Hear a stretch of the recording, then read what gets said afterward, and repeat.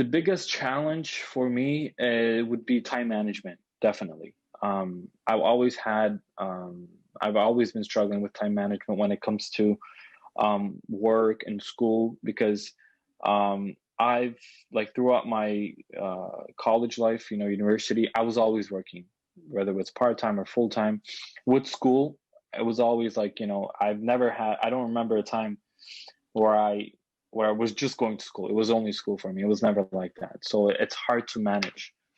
Even right now, I work part time, and I try to work. I try to make my work schedule nighttime, so I can study for the LSAT during the day. And it's been working good so far for these past couple of weeks. I hope it goes like that. And I've started studying in July, but I've had some setbacks. There was a time where I had to take a break for like a month, and then I had to take another break because I was based in the United States. I had to move back to Canada. That was a bit of a setback also. But now I've been studying a good amount of time every day. Most days of the week, I would say out of the 7 days, I'm studying like 4 or 5 days with that schedule, minimum 2 hours a day. And I've been recording my hours as I study like each day. And I also note down like how many logic games I do a day. That just become a habit. I think I've heard it from one of your videos that or a video online. It said like minimum, I think 10 logic games a week would be helpful just to keep it, just to not become rusty and stuff. But yeah, that's the biggest challenge. Briefly, time management. And what's your target test date?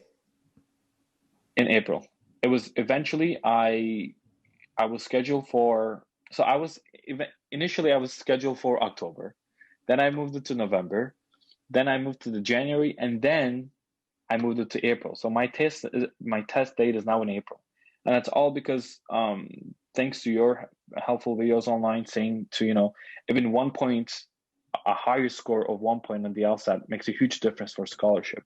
And that's what I'm trying to go for. I'm trying to, receive as much financial help as I can, in terms of scholarships and whatnot. And your recommendations of saying, if I think that I'm going to do better in April than in January, then I should definitely take the test in April. And that's been my mindset ever since I've discovered your material on social media. So I've moved my test date to April, and I really want to take my time and really dig deep into the LSAT and get the highest score possible. That's all great to hear, Azad. I'm glad my material's been useful. I'm glad you're allowing the time. I mean, Yeah. we're speaking now, mid-December, April LSAT, you got a good 4+ months. It's enough time to make anything happen. And so my suggestion is basically take those 4 to 5 days a week you're putting in and maximize the efficiency of what you're doing during that time. Because to me, the number of hours you're putting in is very reasonable. If you were taking the LSAT in 1 month, then of course you'd want to push to do a bit more per day. But if you've got till April, I don't see a reason to stress too much about the number of hours in particular. As long as you're doing at least 10 to 15 consistently, you're going to make steady progress. Yeah, and I've been seeing that before. Like, I used to score like logic games on a prep test out of the section. I think it was 10 out of 25, and then I started working with your material. Now it's like minimum 15 I get on logic games out of 25 or 26, whatever it comes up to.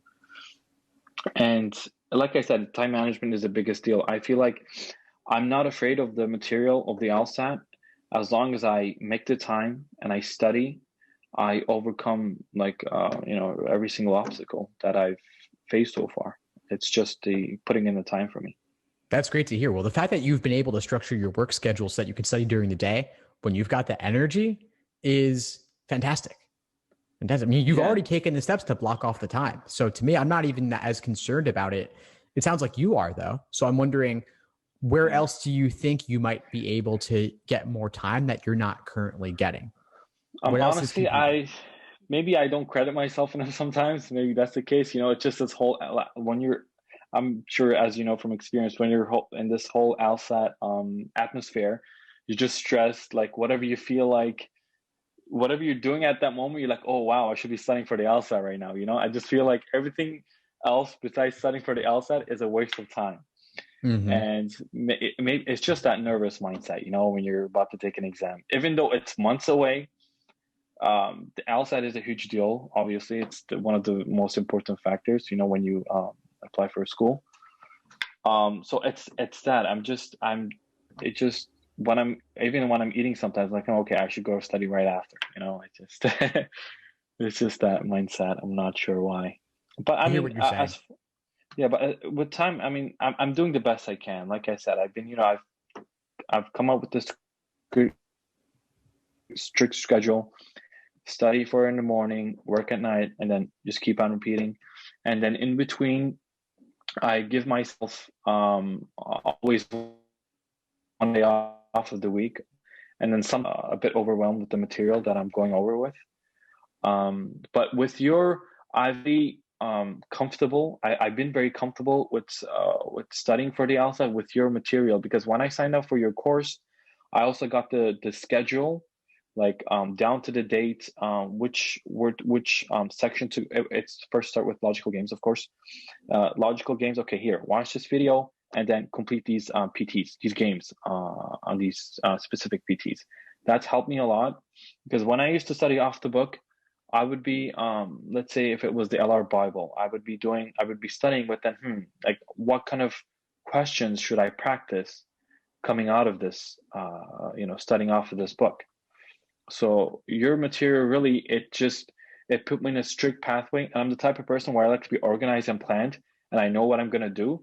And your schedule has just done that. It's give me, okay, day 1, this is what you do. Day 2, day 3, and so on, up to 16 weeks, which is pretty great.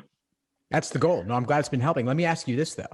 Are you on track with the schedule, or do you feel like you might be falling behind? Where are you at in relation to it?